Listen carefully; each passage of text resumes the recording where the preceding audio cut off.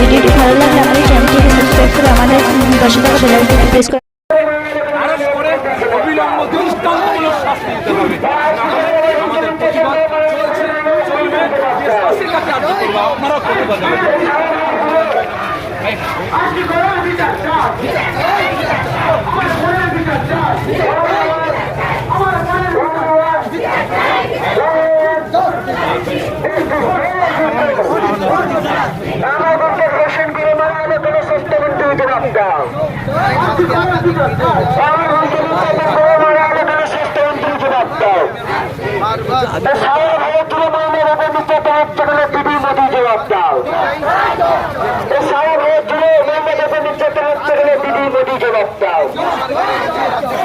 আমার একটাই দাবি যে মেন খুনি তাকে ধরা হোক।